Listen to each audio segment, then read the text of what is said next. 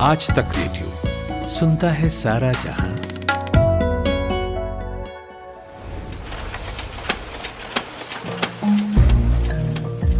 एक पत्रकार किस्सों की खान होता है। सत्ता पर सवार नेताओं से लेकर ताकतवर संपादकों तक की कहानियां उसके पास भरपूर होती हैं। आज के पढ़ाकू नितिन में हम बात करने वाले हैं एक ऐसे ही पत्रकार से। मेरठ के अनिल माहेश्वरी नोएडा में रहते हैं, लेकिन उससे पहले 3.5 दशकों तक जर्नलिज्म में सक्रिय रहे।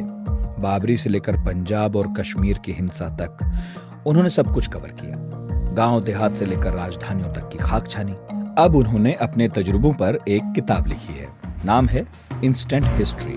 ब्लूम्सबरी से आई है। इस बार पढ़ाकू नितिन में हम सुनेंगे अनिल जी से ढेरों ऐसे किस्से जिसमें नेता भी हैं, पत्रकार भी हैं और कई ऐसे नाम भी हैं जो आपने सुने होंगे। मैं हूं नितिन ठाकुर और ये है पढ़ाकू Nitin. At the stroke of the midnight hour, when the world sleeps, I'm going to make him an offer again with you.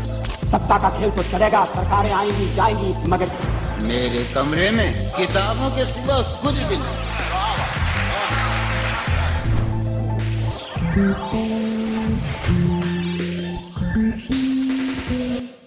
Hello Anil ji, क्या हाल है sir? Thank you very much, आपने इतना मौका दिया बात करने का।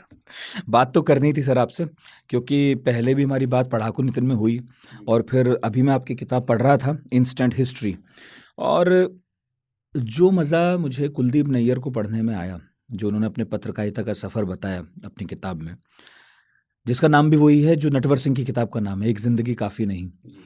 तो मैं आपकी यात्रा से होकर गुजर रहा था और अभी गुजर ही रहा हूँ, तो मुझे बहुत सारी चीज़ें दिखाई दी।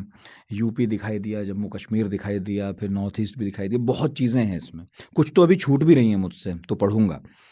मगर सबसे इंटरेस्टिंग क्या है सर कि आप उस पीढ़ी के पत्रकार हैं जो अब मार्गदर्शन ही दे रही है। एक्टिव तो उस तरह नहीं है आप, तो फिर भी बहुत ज़्यादा है। 1975 वो समय है जब आपके करियर की शुरुआत हुई, और 1975 वो समय है जब देश में इमरजेंसी लगी।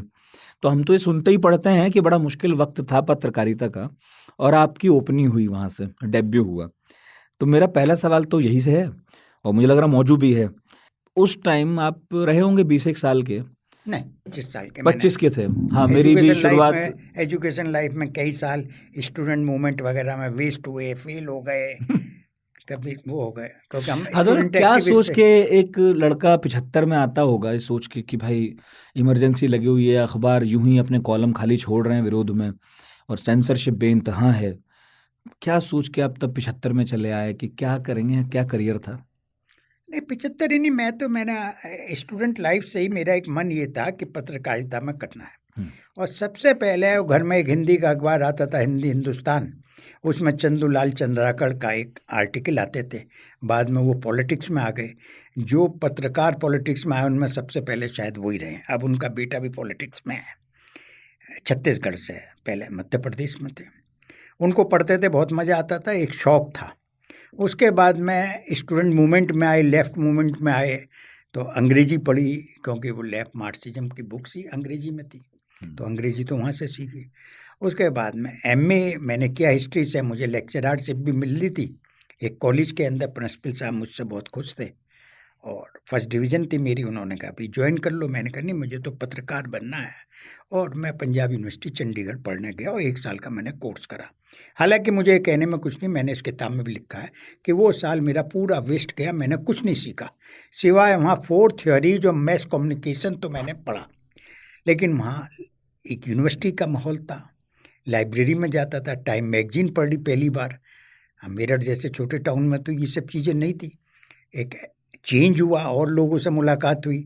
अब जैसे अनुपम खेर, जो ये हमारे कंटेम्परेरी थे उसके अंदर थिएटर आर्ट में, और अनुपम खेर एक क्योंकि हेड क्लर्क के बेटे थे, तो इनकी इतनी हिम्मत नहीं थी कि किरण ठाकुर सिंह जो हैं, ये किरण ठाकुर सिंह एक डीआईजी की बेटी थी और बड़ी खूबसूरत थी, कि किरण ठाकुर सिंह से बात कर सकें।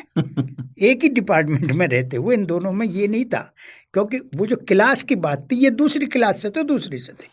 उस किरण ठाकुर सिंह की जिस लड़के से शादी हुई, वो लड़का फिल्मों में चला नहीं, वो ड्रग एडिक्ट हो गया, बाद में उसकी डेथ हो गई, उससे उसने डाइवोर्स करा। जब तक अनुपम खेर एस्टेब्लिश हो गए थे, एस्टेब्लिश हो गए थे। जब मतलब किरण ठाकुर सिंह कुछ नहीं, उसकी क्लास इनके मुकाबले नीची हो गई, ये एहसान उनके लिए था।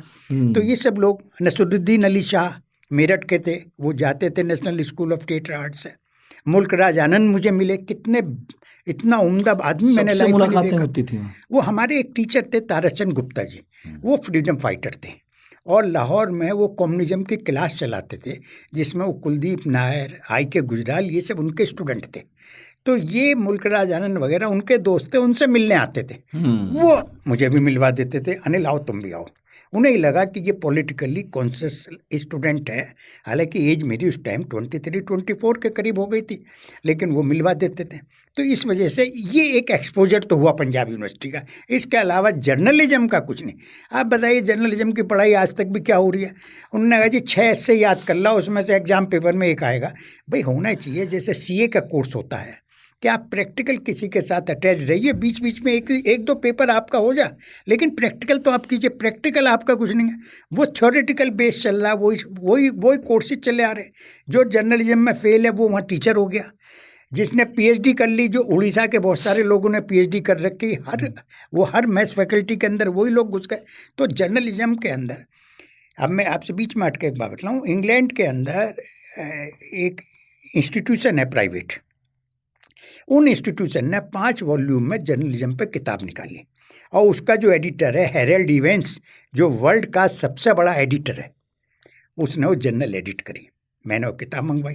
मैंने यहाँ बहुत लोगों से कहा कि भाई 10 वॉल्यूम में एक सेट ऐसा बने जो स्टैंडर्डाइजेशन ऑफ बुक्स तो हो ना, और इसको उन्होंने कहा यार ये सब तुम करते रहो, यहाँ तो कोई करने में इंटरेस्टेड ही नहीं। तो इसलिए जर्नलिज्म का पढ़ाई का मुझे पर ये था, क्योंकि शौक था।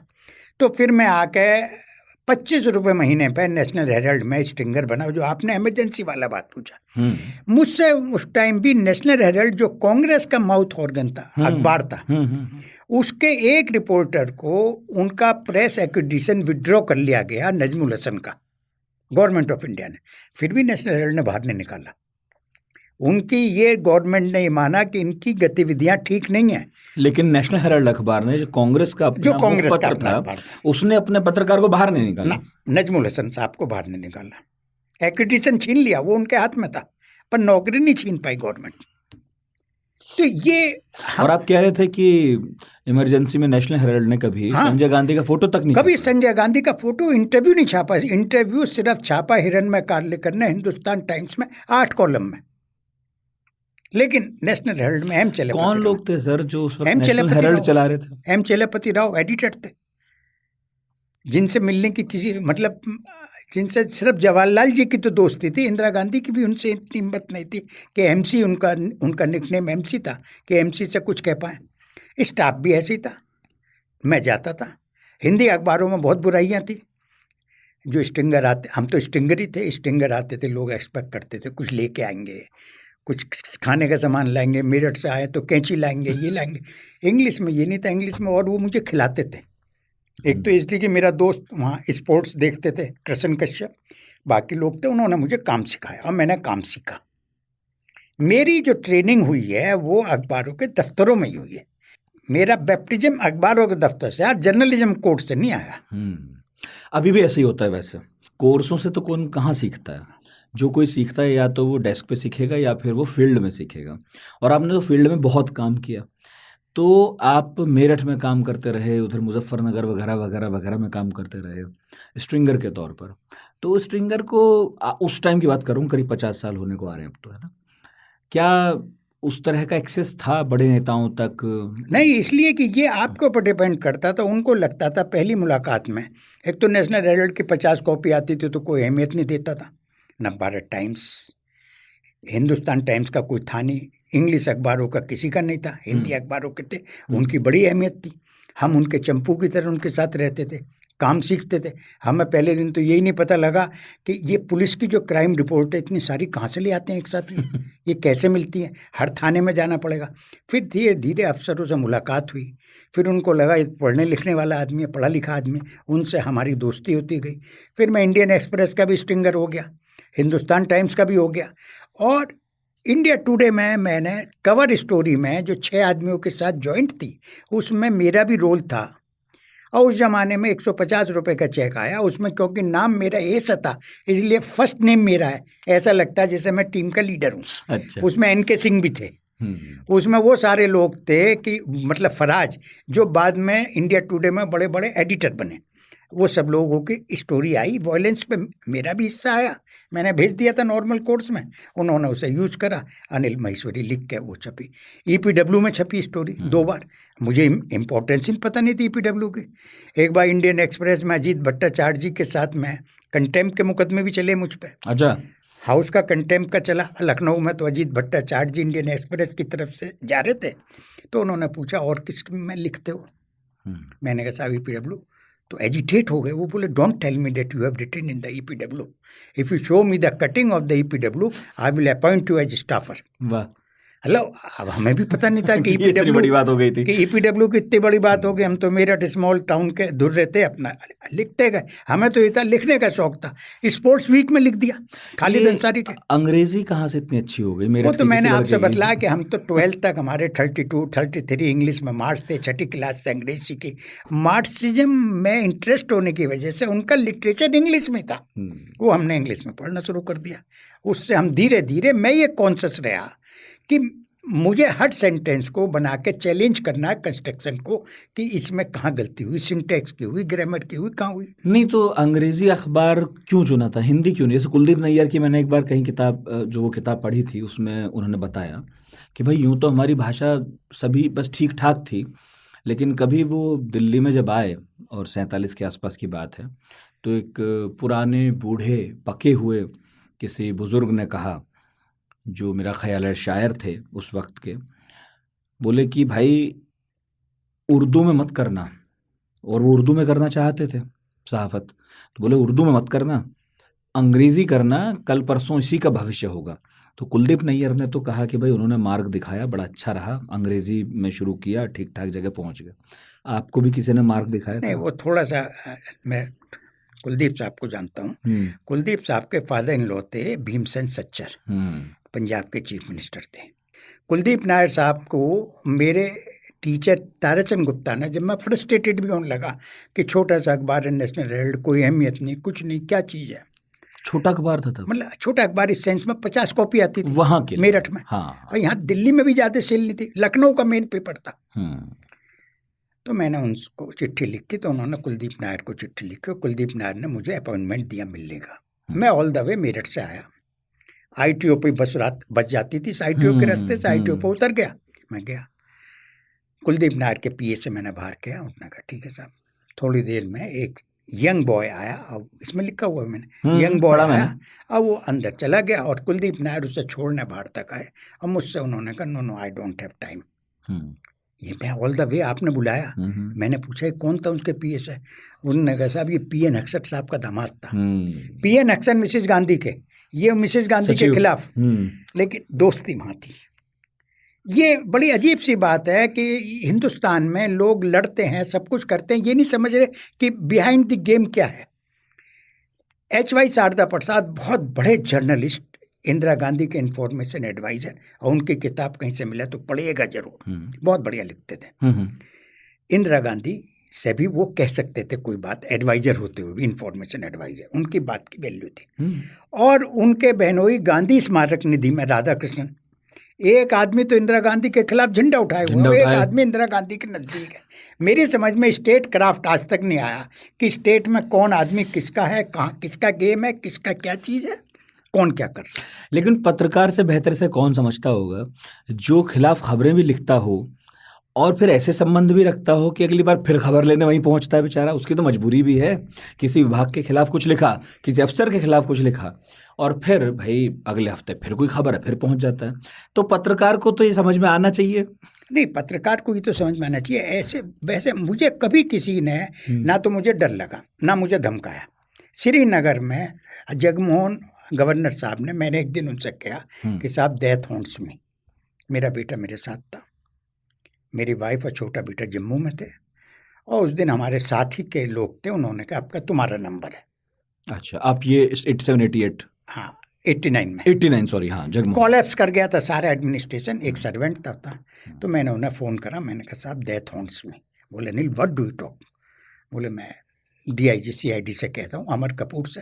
अमर कपूर भी मेरठ कॉलेज के पढ़े हुए थे। मैंने कहा वो तो जानते हैं मुझे। तो उन्होंने मुझसे कहा मैं तुम्हें सिक्योरिटी गार्ड दे देता हूँ। मैंने कहा जी ये मत करना, गार्ड नहीं चाहिए मुझे। अब तक तो भीड़ में मैं कश्मीरी टोपी पहन के निकल जाता हूँ, बाद में तो यही आइडेंटिफाई करा देगा। गार्ड चल रहा है पंजाब में मैंने देखा लोग सिक्योरिटी गार्ड रखते थे, हम्म, उनसे घरेलू काम कराते थे, वो उनकी कार चलाते थे। उन सिक्योरिटी गार्ड को मजा आता था, बजाय SP साहब की चमचेबाजी करने में साहब की कर लो इनकी। तो ये सिक्योरिटी गार्ड का सिस्टम, मुझे एक बात पता, इस बात किसी ने बतलाई थी कि कोई इंग्लैंड के अंदर एक पॉलिटिकल लीडर ने अपने बॉडीगार्ड से कहा कि भाई अगर कल को गोली चल जाए तो क्या करोगे, सबसे पहला काम क्या करोगे? उन्होंने कहा अपनी जान बचाऊंगा। उन्होंने कहा उतर जा नीचे। तुम क्या, तुम तो मरवाओगे हमें। मैंने कभी इस बात का रॉइड्स हो रहे हो कहीं हो रहे हो, आपकी अपनी आत्मा साफ है। अगर गिल्ट कॉन्शियसनेस आप में नहीं है तो आपको कहीं डर नहीं लगेगा।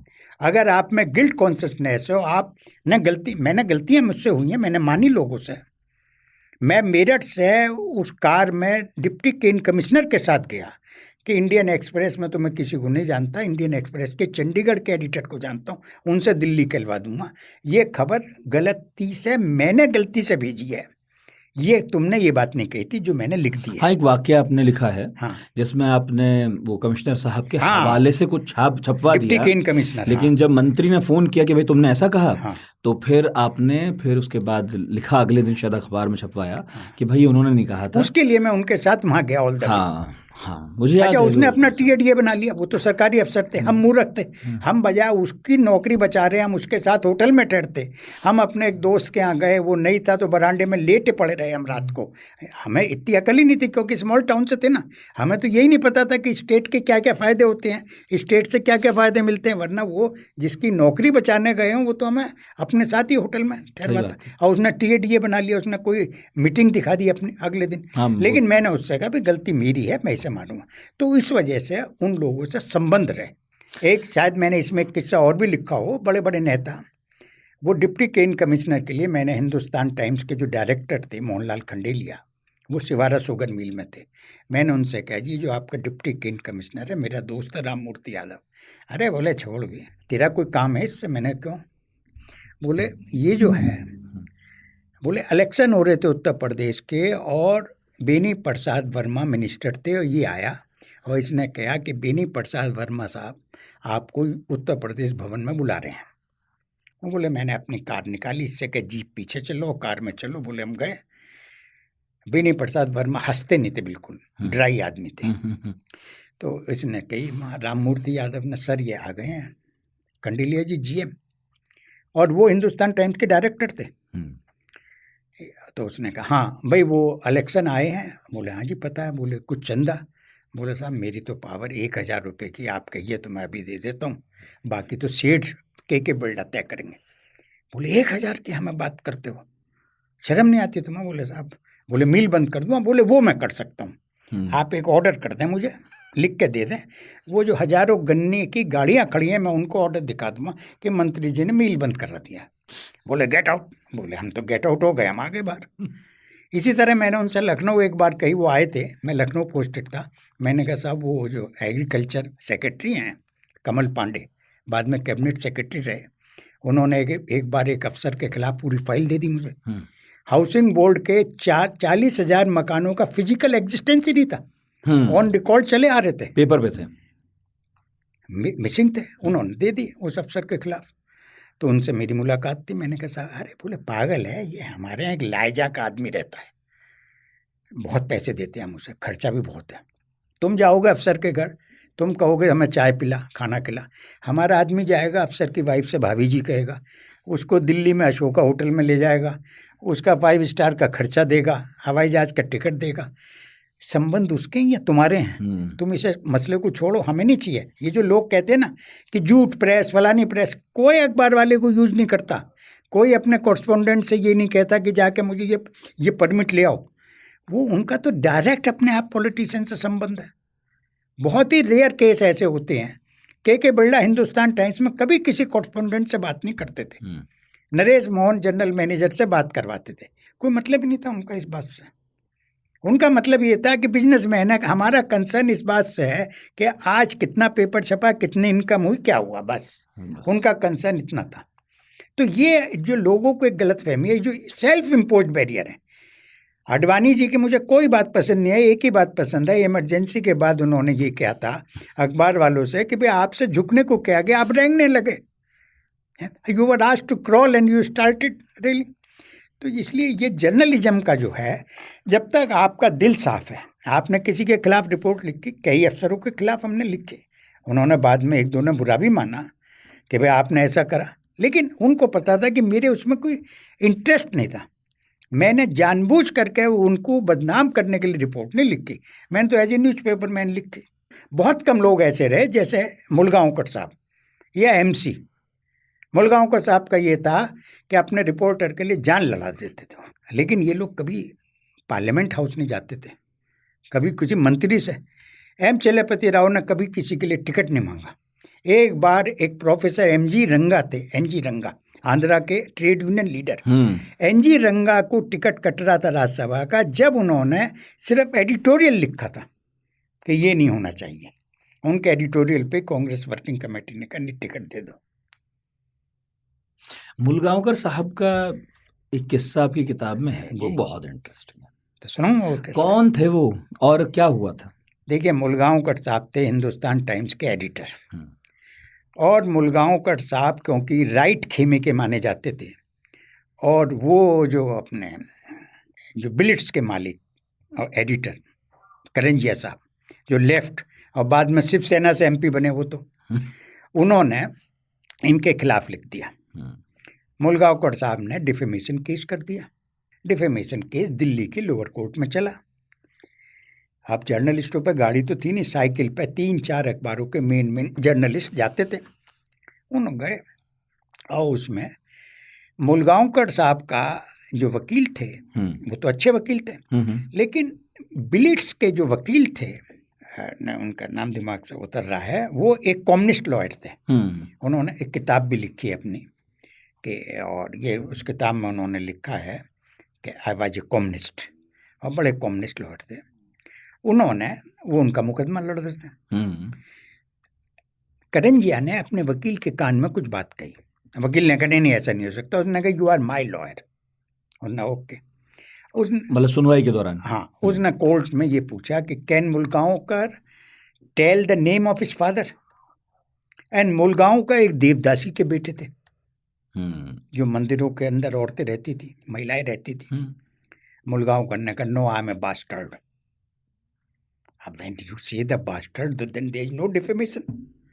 ASC आचार्य उन वकील का नाम, वकील का नाम, ASC आचार्य मुलगांवकर साहब के दोस्त थे पहले। नहीं, क्लास फेल होते, दोस्त थे दोनों, ने BA साथ करा था। अब बस पेशा ये है कि अब उनके खिलाफ केस लड़ना था उन्हें। हाँ, वो उनके वकील थे, पर उन्हें भी नहीं पता था कि वो देवदासी के पुत्र थे ना।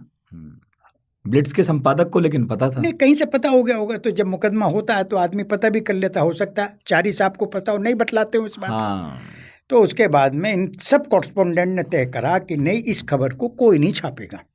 लेकिन मुलगांवकर साहब रात को शराब पिए हुए 10 बजे ऑफिस में आए, और उन्होंने आकर खबर लिख के लाए थे। उन्होंने न्यूज़ एडिटर हरिहरन, बड़े पावरफुल, उस टाइम न्यूज़ एडिटर बहुत पावरफुल होता था, एडिटर के बाद न्यूज़ एडिटर, ये बीच में इतनी सारी भीड़ नहीं होती थी, सीनियर एडिटर, कोऑर्डिनेटिंग एडिटर, दुनिया भर के, news editor most powerful Hariharan थे। मजाल के एडिटर भी उनसे कोई बात कह दे। उन्होंने आए, मुलगांवकर साहब ने कहा Hariharan, Hari this news item will go on page 1 box, क्योंकि छोटा आइटम था 2 पैरे का, तो उसको अहमियत बनाने के लिए बॉक्स में डालो। उन्होंने कहा सर नो, बोले नो, एडिटर साइन कर दिया, बोले जाएगा। अच्छा, इससे पहले जनरल मैनेजर उनसे कह गए थे हरिहरन से कि हरिहरन आज ये आइटम हमारे अखबार में नहीं जाएगा। भाई GD बिरला ने डायरेक्ट उन्हें हायर कर रखा था, सही, बढ़िया। GD बिरला से शायद इंस्ट्रक्शन आई हो कि भाई ये चीज़ नहीं जाना, ये मत देना। तो उसने जनरल मैनेजर शाही साहब थे, उन्होंने कहा नहीं भाई ये नहीं जाना है। शाही साहब लीजेंडरी फिगर थे, मतलब के बिरला को वो कृष्ण कुमार कहते थे, बिरला जी या बाबू नहीं कहते थे, क्योंकि वो GD बिरला को लियांसरेबल थे। उन्होंने कहा ठीक है सर, अब वो तो अगले दिन वो बॉक्स में छपा हुआ, सुबह ही उन्होंने जीएम ने हरिहरन को फ़ोन करा, भाई ये क्या? बोले साहब मैं क्या करता, वो तो कॉपी अब भी आप देख लीजिए रखी है, खुद ही लाए लिख के खुद लिख के अपनी लाए, और ली खबर। इंस्ट्रक्शन उन्होंने मतलब सबिंग भी करी, पैरा ऐसे अपर लोअर, और उसके अंदर बोले बॉक्स, सब इंस्ट्रक्शन सब कुछ करके बोले हरिहरन इसको छापो। और हेडलाइन क्या थी? Mulgaonkar admits I am a bastard. अब हिंदुस्तान टाइम्स के अलावा किसी अखबार में खबर नहीं थी क्योंकि बाकी सबने तो तय कर ही लिया था कि हमें नहीं छापनी, जिसमें खुद काम करते थे वहीं छपवाई। आउट ऑफ रिस्पेक्ट उन्होंने कहा सही, खबर है तो खबर है। नहीं, खबर चलो अवॉइड भी हो जाती, उन्हें लगा हाँ, हो ही जाती। कि कल को कोई भी इस बात पे कहेगा कि मुलगांवकर की खबर थी, इसलिए अपनी नहीं खबर थी तो हाँ नहीं छपवाई तो ना अपने इसमें अखबार बहुत में सारी बहस हो सकती है। कई बार न्यूज आइटम ऐसे होते हैं कोई भी नहीं छापता। कि जैसे अब इसमें आपने न्यूज आइटम की बातचीत करी कि जिस दिन कैनेडी साहब का मर्डर हुआ उसी दिन 5 इंडिया के आर्मी के टॉप ऑफिसर प्लेन क्रैश में मारे गए Jammu Kashmir, natural plane accident हुआ, खबर वो जारी थी। स्टेट्समैन में रात को 12 बजे अखबार बंद हो गया, सब कुछ हो गया, लोग जाने लगे, तो टेलीप्रिंटर टिक टिक टिक टिक करने लगा। एक ने कहा देखो लोग ना क्या पागल हो रहा है, उसने वो एक चला गया, मन नहीं माना उसका, स्टेट्समैन कम छपता था देर तक। हाँ। उसने वहीं से आवाज़ दी, सबको बोले कैनेडी शॉट डेड।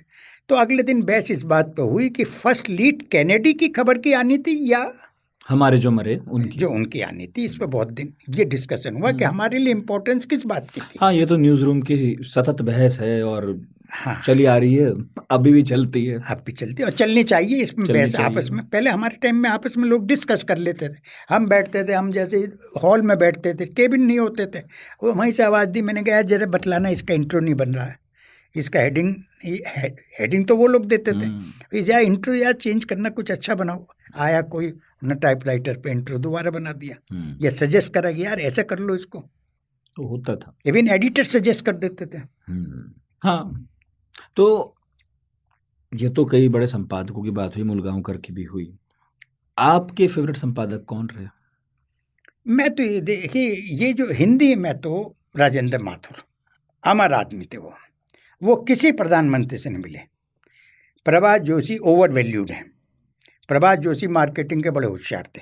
उनकी डेथ पे वाइस प्रेसिडेंट भैरव सिंह शेखावत यहाँ से प्लेन में अखबार वालों को लेकर उनके गांव गए थे। लेकिन राजेंद्र माथुर वो जिसे धरती पुत्र कहते हैं वो थे। अगर वो श्रीनगर आए और मैं उनसे मिलने गया, एडिटर गिल्ड की तरफ से वो आए हुए थे, मैंने कहा साहब ये हमारा भी मेमोरेंडम है, हम देना चाहते हैं। बोले लिया। उन्होंने कहा अच्छा खाने का क्या होगा? अब सारा श्रीनगर तो बनता ही सर्किट हाउस में ठहरे। बोले आओ चलो इसमें से कुछ थोड़ा सा खाना खा लो। हमने मेरठ में एक कॉन्फ्रेंस करी, मैं मतलब लखनऊ पोस्टेड था, मेरठ के पत्रकारों ने करी, उसमें राजेंद्र माथुर को बुला। वो घूमना लोगों से मिलना पसंद करते थे। डाक एडिटर के नाम जितनी चिट्ठी आती थी उनके लिफाफे भी खुद ही फाड़ते थे। लेकिन राजेंद्र माथुर जो है नो मैच, हिंदी पत्रकारों में तो राजेंद्र माथुर का कोई मुकाबला ही नहीं था। इतना इंटीग्रिटी का आदमी, इंग्लिश के प्रोफेसर, कभी उन्होंने ये नहीं किया कि मैं इंग्लिश में लिखूं, हिंदी में लिखते रहे। और इंग्लिश में तो एम चलपति राव और अपने मुलगांवकर साहब। और सबसे बड़ी बात तो मैंने इसमें लिखी है कि ये जो फ्लीट स्ट्रीट थी, बहादुर शाह जफर मार्ग, फ्लीट स्ट्रीट, इसमें मुझे एक बार एक न्यूज़ एडिटर ने एक बात कही, बोले ये जो पीछे कब्रिस्तान है ये भी सब कब्रिस्तान ही था, गवर्नमेंट ने ज़मीन एक्वायर कर ली और बना दी फ्लीट स्ट्रीट। बोले इतने बेनिवलेंट मुर्दे हैं कि वो रात को उठते हैं और अखबार छाप देते हैं। बोले हमें नहीं पता अखबार कैसे छप रहा है, कहाँ छप रहा है, कैसा हो रहा। अखबार का इतना कैओटिक कंडीशन होती थी कि न्यूज़ एडिटर ये नहीं कह सकता था जिस खबर को रात को फाइनल करके आया वो अगले दिन खबर अखबार में होगी या नहीं होगी। एक इंसिडेंट और लिखा हिंदुस्तान टाइम्स में, कर्नाटक कॉरस्पॉन्डेंट ने अपनी खबर में बास्टर्ड वर्ड यूज कर लिया और डेस्क पे चला गया। एक सब एडिटर थे गुरमुख निहाल सिंह, सेल्फ सरदार बाद में बन गए थे, वो लेट नाइट ड्यूटी पे थे। उन्होंने पढ़ा और उन्होंने पढ़ के एडिटर को फ़ोन किया, मुझको, एडिटर को नहीं करा, जनरल मैनेजर नरेश मोहन को सीधा ऊपर किया। नरेश मोहन ने कहा कि can you do one thing, stop the printing paper. हम्म। कितने छप गए? उसने 25,000। बोले वेस्ट, फेंक दो सर। इसको हटाओ, चेंज करो। और इतने आलसी भी थे, हिंदुस्तान टाइम्स पे वो मशीन थी कि रनिंग में आप चेंज कर लीजिएगा, आपके अखबार की प्रिंटिंग स्पीड वही रहेगी। उसको किसी ने यूज नहीं करा कभी। अगले दिन वो हो गया। प्रेम शंकर झा जो इकोनॉमिस्ट के इंडिया कॉरेस्पोंडेंट, इतने बड़े आदमी, वो आए, एडिटर थे, वो घूमते हुए, उन्होंने कहा I am happy that my desk man is so vigilant, but he should have spoken to me. तो पता उस सब एडिटर ने क्या किया? बोले आपकी पावर थी इतनी कि 25,000 अखबार आप कैंसिल कर देते? मतलब सारे रूम के सामने जितने 10 आदमी बैठे, उसने उसकी हैसियत बतला दी कि क्या बातें कर रहे हो, तुम्हारी जब हैसियत नहीं है, कोई मुलगांवकर कोई हो तुम? मुलगांवकर का एक इंसिडेंट मैंने लिखा इसमें कि उन्होंने, किसी आदमी ने आर्टिकल वो लिखा एडिट पेज के लिए, उसे पैसे चाहिए थे, मुलगांवकर ने उसमें 500 रुपीज़ लिख के दे दिया, वो अकाउंट्स में गया। 500 was a big sum at that time. Account वाले ने, जनरल मैनेजर आरपी शाही, जो इतने लीजेंडरी थे, अभी मैंने बतलाया कि आरपी शाही साहब के पास अकाउंटेंट ने कहा साहब ये मुलगांवकर ने लिखा है। बोले पूछ लो एक बार मुलगांवकर साहब से। उस आदमी को भेज दिया, भाई से दोबारा जा। मुलगांवकर साहब को उन्होंने, इंटरकॉम था, इस बिल्डिंग में नहीं था, एक प्राइवेट बिल्डिंग में था ऑफिस, वो जो कनॉट प्लेस पे जैसे हिंदुस्तान टाइम्स से सामने जाते हैं, इंटरकॉम से उन्होंने कहा मुलगांवकर साहब जरा ये देख लेना। बोले अच्छा भेज दो वापस। वो आया, मुलगांवकर साहब ने उस पर 500 की जगह एक जीरो और बढ़ा के 5,000 और फिगर के अलावा वर्ड्स में भी लिखा ₹5,000 ओनली। बोले जाके उन्हें दो, who is that bastard to challenge my decision. अब जब आए तो उसने, अकाउंटेंट ने फिर शाही जी को फ़ोन करा, शाही जी ने कहा इस बार मत भेज देना, वो जो पगला 50,000 कर देगा इसे आदमी को दो 5,000, इसको दफन करो यहाँ से, ये मुसीबत तुमने पाल ली। ये मुलगांवकर ने कहा हु वाज दैट मैन? ये मेरे क्वेश्चन करने, मुझे ये क्वेश्चन करने वाला कौन आदमी है कि मैंने क्या करा क्या नहीं करा? तो ये इन लोगों की इंस्टीट्यूशन बन गए। लेकिन मेरा इससे भी कहना ये कि पास्ट को बहुत ग्लोरीफाई करके नहीं देखना चाहिए। हम इंडियंस की बड़ी आदत खराब है कि हम पास्ट को ग्लोरीफाई करते हैं, हमें नए जमाने को देखना चाहिए। मेरी एज में आके, कल मैं मुरली मनोहर जोशी साहब को एक फंक्शन में सुन रहा था, विनोद अग्निहोत्री की किताब का विमोचन था IIC में, जानते होंगे विनोद अग्निहोत्री जी। और उन्होंने तो कमाल ही कर दिया। उन्होंने अपना द्विवेदी ने, जनार्दन द्विवेदी ने तो आधा घंटा इस तरह लताड़ा उनकी किताब को। बोले क्या लिखा आपने ये? आप तो सरपट भागे चले गए, न दाएं देखा न बाएं देखा। और बड़ी खूबसूरती से, मतलब जिसे कहते हैं कि वो जो इंग्लिश में वो कहलाता है उसका सीजर वाला, कि Brutus is an honourable man, he can not do wrong, उस हिसाब को उन्होंने कल करा, उस तरह से किल। लेकिन मुरली मनोहर जोशी ओल्ड एज में बोले बड़ा खराब वक्त आ रहा है, कृषि, एग्रीकल्चर, गाय और दूसरी गाय को जन्म देती है, ट्रैक्टर को जन्म नहीं देता, वो तो जंक बन जाता है। मतलब नॉनसेंस, जिसका कोई मतलब नहीं। वो इसलिए कि वो जो नेगेटिव है, ये प्रॉफिट ऑफ डूम जो हो जाते हैं, हम लोग हो गए हैं प्रॉफिट ऑफ डूम, हमारी जनरेशन के लोग। उस नई चीज़ को, नई सोच को हम सलाम नहीं करना चाहते, हमें सलाम करना चाहिए उस नई सोच को। आज जो क्राइसिस आ रहा है, जो टेक्सटाइल में क्राइसिस आया, जो बम्बई और अहमदाबाद की मिलें बंद हो गई, वो इसलिए कि उस क्राइसिस को नहीं देख पाई जो अंबानी ने लाया सिंथेटिक का। आज जो मीडिया के सामने क्राइसिस आ रहा है, हम उस क्राइसिस को देख नहीं पाए, उसे समझ नहीं पा रहे।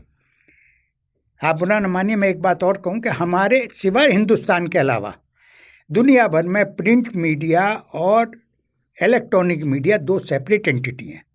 दुनिया भर में किसी टेलीविज़न स्टेशन पे कोई प्रिंट मीडिया का आदमी नहीं बुलाया जाता। ओकेजनली कभी कोई एक आध वाक़ा हुआ, प्रिंट से संबंधित कोई न्यूज़ हुई तो बुला लिया।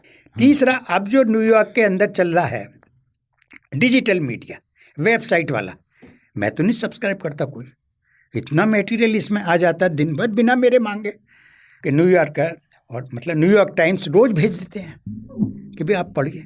मैं तो नहीं पढ़ता, मैं तो नहीं देना चाहता 2 पैसे भी। इंडियन एक्सप्रेस ने कहा प्रीमियम आर्टिकल है, मैं छोड़ देता हूँ। प्रिंट ने करा प्रीमियम है, हमने छोड़ दिया। प्रिंट ने फिर क्या, नहीं 2 महीने के लिए हम छूट देते हैं कि अब इसको आप ऐसे ही पढ़ लीजिएगा। छूट नहीं, इसका तो कुछ ना कुछ मीडिया पैसा निकालना पड़ेगा आपको। नहीं, वो तो ठीक है कि आप जो एक कह रहे मिनट हैं एक बात और हाँ, करूं, इसमें एक बड़ी खराबी, ये जो इलेक्ट्रॉनिक मीडिया में एक बात नहीं समझ पा रहे, 2-3 चीजें इसमें बड़ी खास हैं। हम्म, इस वजह से मैं उस पर ज्यादा एम्फेसिस दे रहा हूँ, आपकी बात मैंने काट दी बीच में से। एक तो ये कि अगर आप लिंक नहीं देते हैं अपनी आइटम के अंदर तो वो डेड आइटम माना जाता है। ये मेरे बेटे ने समझा। आप लिंक दीजिए, लिंक देकर लिंक के अंदर जैसे ही आप दबाएंगे आप वहाँ पहुँच जाएंगे। उस साइट वाले को पता लग जाएगा कि मुझे कौन विजिट कर रहा है, वो आपकी साइट विजिट करेगा। तो mutual you scratch my back, I will scratch your back. एक तो वो डेड आइटम नहीं बनता, लिविंग चलता रहता है। दूसरी ये कि इसकी मैक्सिमम लिमिट होनी चाहिए 300 वर्ड, 400 वर्ड। ये लोग ये सोच रहे हैं कि अखबार में लिमिट 1000 वर्ड की थी कि हमारे हाथ में ये मीडियम आ गया, इसमें तो चाहे 2000 वर्ड का आर्टिकल छाप दो, कितना ही बड़ा छाप दो। ये नहीं समझ पा रहे कि नीड क्या है टाइम। आज एक दिन में आपकी आज व्यूअरशिप आई बॉल्स जो ना कहते हैं, आई बॉल्स आप पे 2 लाख हैं, हो सकता है कल आप पे 2000 रह जाए। आपको बराबर कंटिन्यूअस एफर्ट करना है। ये नहीं है कि मेरे घर हिंदुस्तान टाइम्स आता था, मेरे पिताजी भी खरीदते थे, मैं भी खरीद रहा हूँ।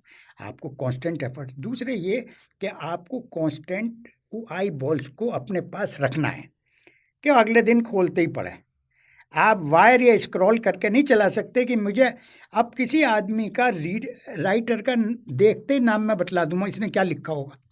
तो अगर आपकी इतनी इम्पार्शलिटी नहीं है कि आपको देख के मजा ही आए कि हम ये उम्मीद करें कि आप कुछ बातें लिखेंगे, कुछ अच्छी बात करेंगे, हमें पता है आपको क्या लिखना है। जैसे अभी वो केस हुआ है जालौर वाला, since I was posted in Rajasthan also. Jalore के केस के अंदर ये आया कि साहब वो 9 साल का हरिजन लड़का था। अब वो स्कूल वाले कह रहे हैं तो टंकी एक है, उसको सुनने को तैयार नहीं।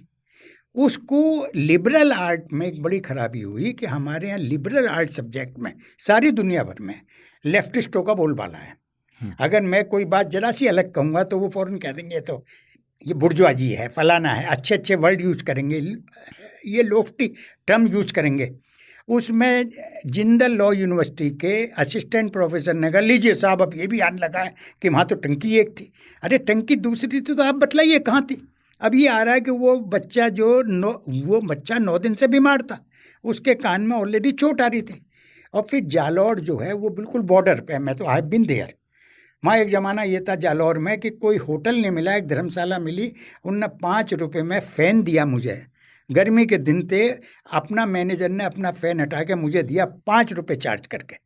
तो जालौर बॉर्डर पे है, वहाँ से अहमदाबाद पास पड़ता है। वो अहमदाबाद ले गए, तो अहमदाबाद ले जाने के लिए भी तो उन पर 2-4-5 हज़ार रुपये होंगे।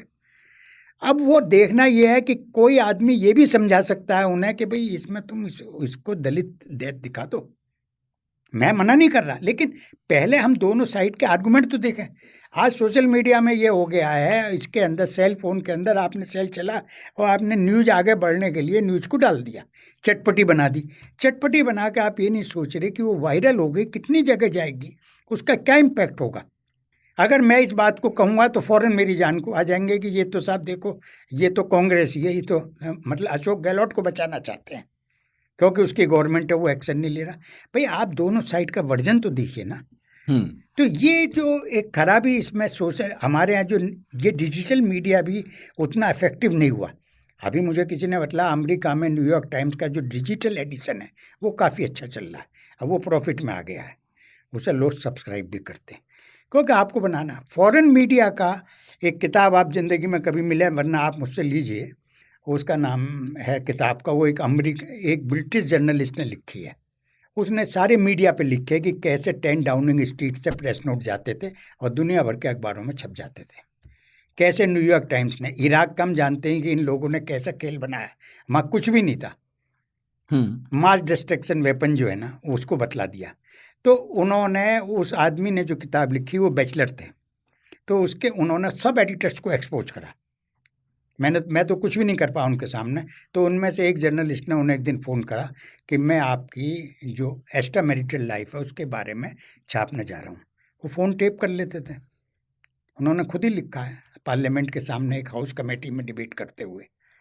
इसमें मैंने लिखा हुआ उनका, बाद में जो उस बुक का रिव्यू किया मैंने, उसमें उन्होंने कहा कि साहब वो मैं छापने जा रहा हूँ। उसने कहा आप छापिए, आप अपने एडिटर से पूछ लीजिए, मैंने टेप कर लिया एंड ए बैचलर, मेरी तो शादी भी नहीं हुई है। उन्होंने फिर पार्लियामेंट के हाउस कमेटी के सामने कहा साहब इस तरह भी मुझे थ्रेट करा गया। फिर उन्होंने अब लिखना बंद कर दिया है, क्योंकि मैंने इस किताब के लिए उनसे फॉरवर्ड मांगा था, तो उन्होंने मेरी बात का जवाब तो दिया। उन्होंने कहा आई मीन लेटिन अमेरिका, लेकिन अब मैंने लिखना बंद कर दिया, इसलिए मैं नहीं दे पाऊँगा। तो मैं ये सवाल कर रहा था, ये तो आपने बहुत अच्छी अच्छी बातें कही तो मैं सुनता ही रहा, लेकिन मैं आपसे पूछ रहा था कि आपका तो एक लंबा एक्सपीरियंस रहा, ऑफिसर्स, सरकारी और चुनाव और नेता, पता नहीं कहाँ कहाँ क्या क्या दंगे, सब कुछ देखा। आपका मैं जो ये मेमोयर पढ़ भी रहा था, इसमें बड़े बड़े नेताओं की भी कहानियां हैं कुछ, जहाँ आप उलझे सुलझे।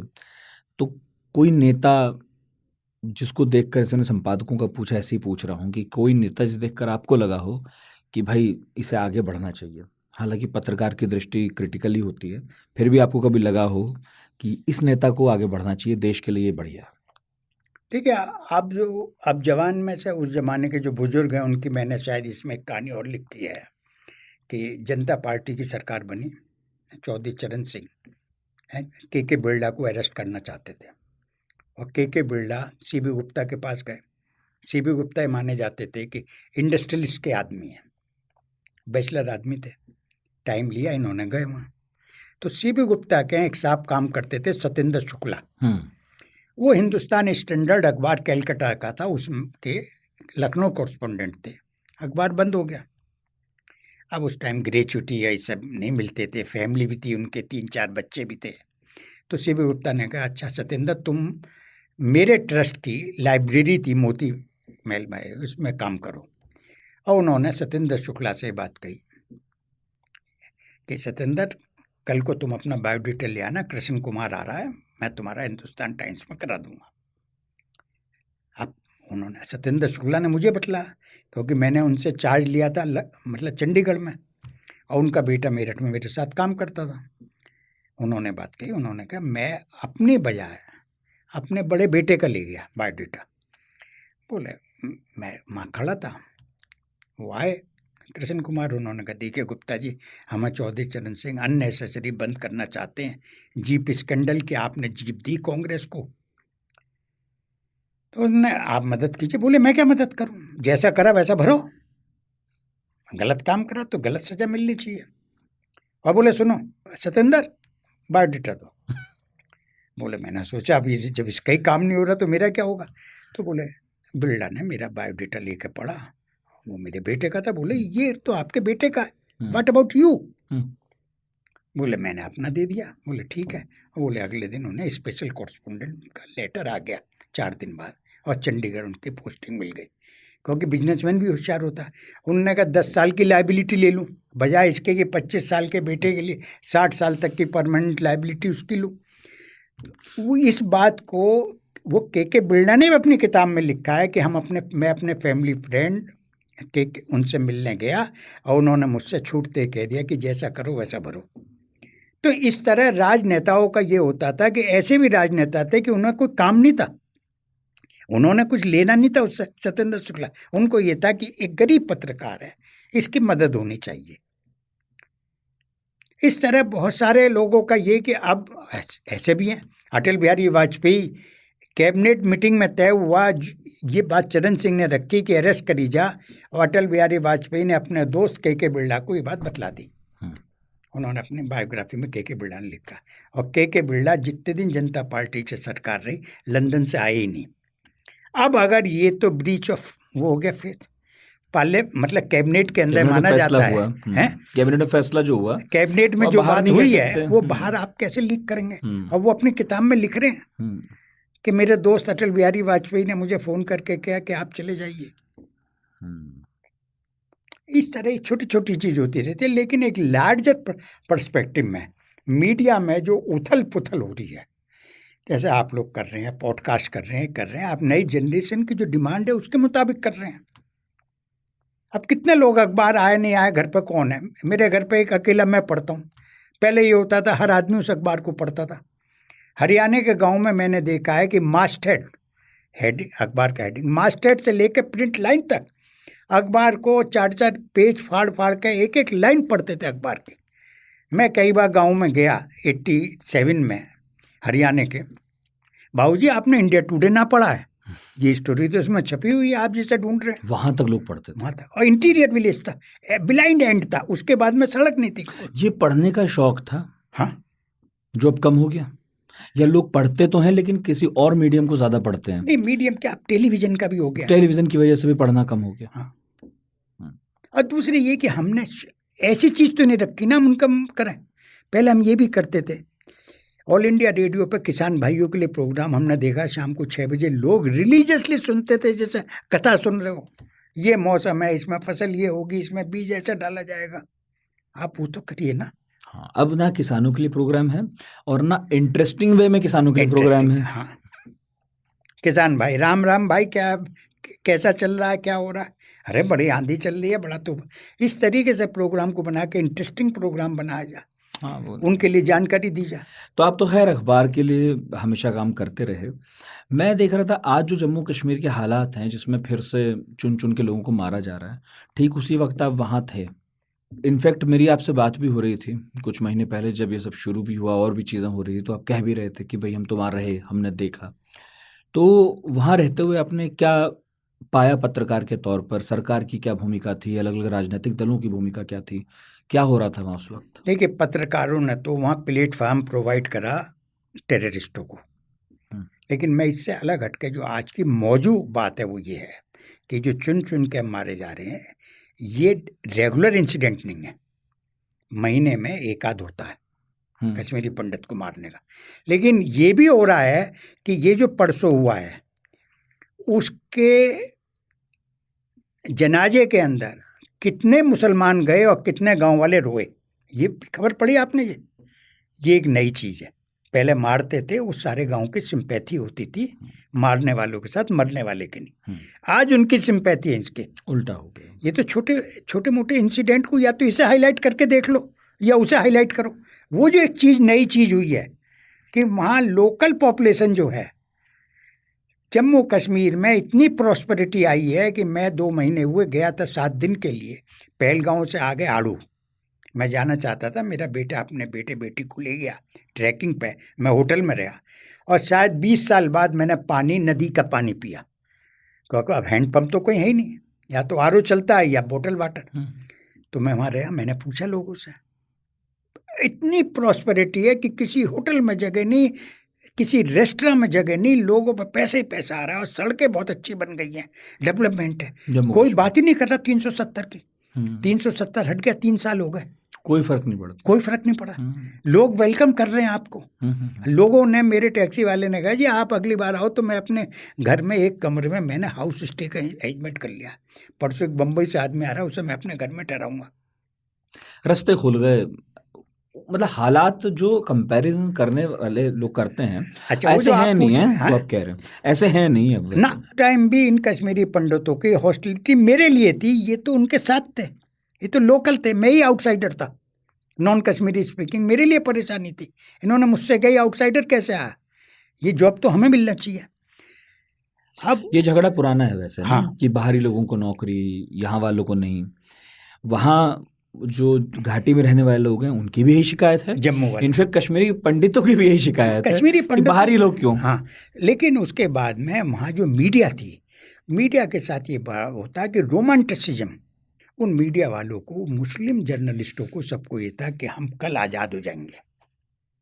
और आज़ाद हो गए तो कोई कह रहा मैं डायरेक्टर इन्फॉर्मेशन बनूंगा, कोई कह रहा मैं एम्बेसडर तो यूके बनूंगा, क्योंकि उनकी स्ट्रेटेजिक लोकेशन कश्मीर की वो थी, जियो पॉलिटिकल, कि उनसे सारे कंट्रीज मिलते थे। अगर उनका एरिया तो स्कल्डूड तक था, उससे मिल रहा था ईरान भी, अफगानिस्तान भी, चाइना भी, पाकिस्तान भी, इंडिया भी, 5 मुल्क थे। उन्होंने कहा हम सबसे ही पैसा खाएंगे, हम तो सबसे ही पैसा लेंगे, हम तो कुछ करना हमें है ही नहीं, अच्छी जगह हमारी, खूब राइस होता है, जगह ही ऐसी है वो कि जियोपॉलिटिकली बहुत इंपॉर्टेंट। तो उस वजह से उन सब के दिमाग में गलतफहमी ये हुई कि आज़ादी इज राउंड द कॉर्नर उस वक्त। और उस वक्त एक बड़ी खराबी ये हो गई कि वर्ल्ड में जो मुसलमानों का सबसे बड़ा फ्रीडम फाइटर हुआ है वो हुआ लीबिया का मोहम्मद उमर। उसके वहाँ इटली के कब्जे में था लीबिया, और लीबिया में जो ऑयल है वो स्वीट ऑयल कहलाता है, क्योंकि उस ऑयल को आप जब उसमें लाएंगे प्रोसेस करने के लिए तो सबसे कम पोल्यूशन होता है। जैसे हमारे यहाँ जो राजस्थान में है ये डल्टी ऑयल इसलिए कहलाता है, इसमें पोल्यूशन बहुत होता है ऑयल बहुत राजस्थान में, ऑयल है, हाँ। यही ऑयल वेनेजुएला में है बहुत, अच्छा। लेकिन वो डल्टी ऑयल है, इसलिए कि पोल्यूशन बहुत होता है। लीबिया में, तो लीबिया में जो मोहम्मद उमर थे उनके नाम पे सारे मिडिल ईस्ट में सड़कें बनी हुई हैं। स्कूल टीचर था, उसने लड़ाई लड़ी। वो पिक्चर एक इटालियन जर्नलिस्ट ने, इटालियन फिल्म मेकर ने वो पिक्चर बनाई, और वो पिक्चर बड़ी लाजवाब पिक्चर है। मेरे दिमाग से नाम अभी आ जाएगा मेरे दिमाग में। तो वो पिक्चर दिखाई जा रही थी कि हम कैसे आज़ादी की लड़ाई लड़ाए। तो इन्हें लगा कि it is round the corner. Government of India collapse कर ही चुकी थी पूरी तरह। पासपोर्ट ऑफिसर मेरे बगल में रहता था, वो भाग गया। MEA से मुझे टेलीफोन गया कि भाई ये स्टाफ के लोग हैं, क्या आप इन्हें अपने घर में ठहरा सकते हैं और कल आप इन्हें एयरपोर्ट छोड़ दें। पुलिस भी नहीं थी इनके पास कि एयरपोर्ट भी छोड़ दें। मैं छोड़ दूंगा। उनमें से एक मेरठ का ही निकला आदमी। तो वहाँ टोटल कोलैप्स कर चुका था, और जर्नलिस्टों को ये था कि राउंड द कॉर्नर है, टोटल कोलैप्स। कश्मीर लग रहा था कि कश्मीर छूट ही जाएगा। नहीं, लग क्या बिल्कुल हो गया था almost. There was no government at all. तो आज तो फिर भी मतलब कुछ है ही नहीं ऐसा। नहीं, आज तो कुछ भी नहीं है। लाखों टूरिस्ट, मतलब श्रीनगर में उस दिन रेस्टोरेंट में खाने को नहीं मिला तो 20 किलोमीटर हम गए गवर्नमेंट के होटल में, वहाँ पैसे भी ज़्यादा देने पड़े, खाना भी खराब खाया है, जगह ही नहीं है। जम्मू कश्मीर, इसके अलावा पंजाब में भी थे और दंगों का वक्त था, वायलेंस था, और आपने उसे कवर भी किया। अभी हाल में जब चुनाव आ रहा था पंजाब का, जब चल रहा था, उस दौरान फिर से कुछ सुगबुगाहट सुनाई थी। हालांकि उस लेवल पर तो कभी नहीं गया कुछ भी। आपको लगता है कि पंजाब के हालात फिर कभी इतने बिगड़ सकते हैं? देखिए, पंजाब के हालात, आपने एक बड़ा उम्दा सवाल पूछा। पंजाब से मैं गया, श्रीनगर गया। मैंने ज़िंदगी में कभी श्रीनगर गया नहीं था एज ए स्टूडेंट भी। पंजाब कोलैप्स इसलिए नहीं करा कि पंजाब के अंदर सेंट्रल गवर्नमेंट के स्टाफ में डिफरेंट रीजन के लोग थे। जम्मू कश्मीर में इन कश्मीरी पंडितों ने सारे हिंदुस्तान से ट्रांसफ़र करा के सब कश्मीर में थे। अपने घर के पास रहने वाली, जो घर में रहने वाली ट्रांसफ़र करा लिए हैं सेंट्रल गवर्नमेंट। जब सेंट्रल गवर्नमेंट कोलैप्स करी तो टोटल कोलैप्स कर गई। पंजाब में कभी कोलैप्स नहीं करी। पंजाब, मुझसे जम्मू कश्मीर में एक साहब मिलने के लिए आए। उसने कहा आपका इंटरव्यू करना है, आप किसी का इंटरव्यू करना चाहेंगे? मैंने कहा मैं किसी टेररिस्ट का नहीं। बोले टेररिस्ट मत कहिए, हमें हुर्रियत पसंद, हुर्रियत कहते हैं आज़ादी को। मैंने कहा चलो हुर्रियत पसंद।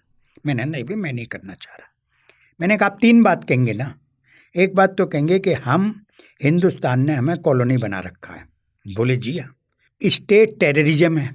जी हाँ, स्टेट का जुल्म है। तीसरा, आप पाकिस्तान से मिलना चाहते हैं या इंडिपेंडेंट होना चाहते हैं? बोले जी हाँ। तो मैंने कही बात तो मुझे भी पता है, अब मेरी परेशानी सुन लो, मैं क्यों नहीं करना चाह रहा। मैं आया हूँ पंजाब से। अगर छप गया आपका तो IB वाले मेरे पीछे होंगे, ये आदमी है कहाँ जो आपसे मिला, और अगर नहीं छपा तो आप मेरे पीछे। मेरी वाइफ है, रात को 11 बज रहे हैं, अगस्त का महीना था, तो उस टाइम तो ज़्यादा ठंड होती नहीं।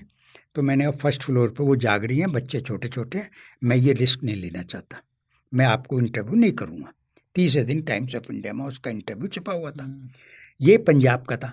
पंजाब में लोगों का, जब वो पंजाब के आलम ये हो गया था कि डीप सी एंड डेविल, दिन में तो लूटते थे उन्हें आतंकवादी और रात को लूटते थे पुलिस वाले।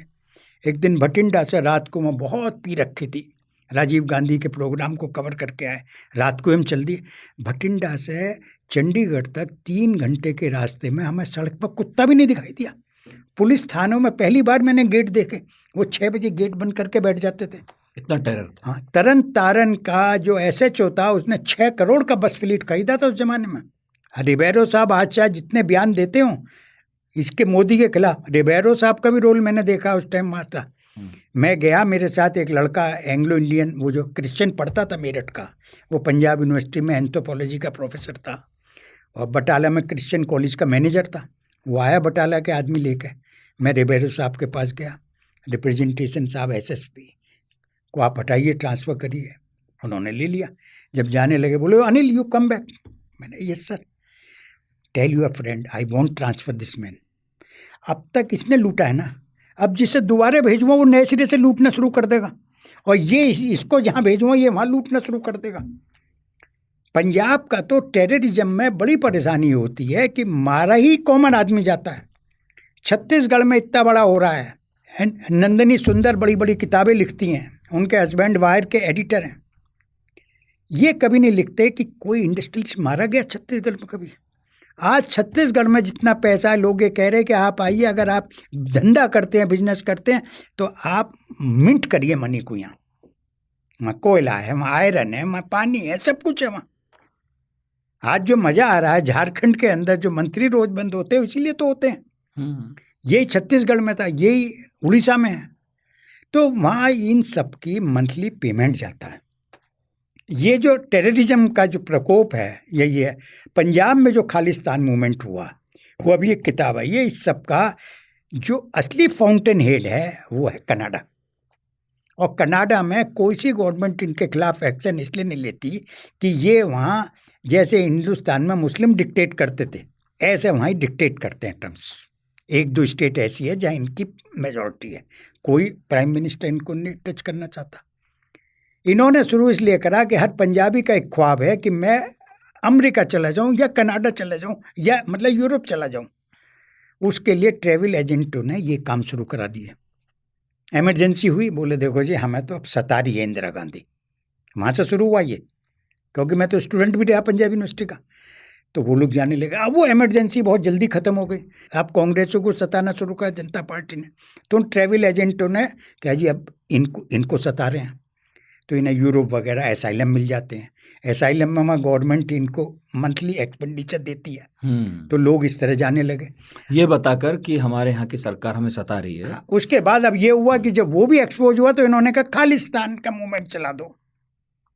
खालिस्तान का मूवमेंट चल गया, वो कोलैप्स हो गया।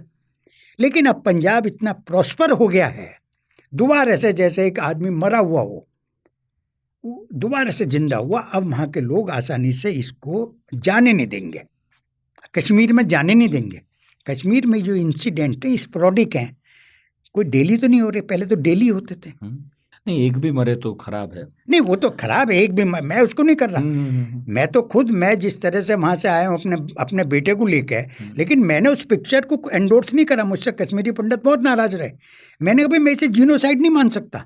जीनोसाइड ये लोफ्टी टर्म्स है, आप इसे कैसे यूज कर सकते हैं? Genocide is something big. मैंने कहा मैं तो 2002 के जो अहमदाबाद के रॉयट्स है उसको भी जीनोसाइड नहीं मानता, क्योंकि जो वहाँ हुआ है गोधरा में, भाई 1000 आदमी अगर अहमदाबाद में मरे तो उसमें 250 तो हिंदू भी थे ना।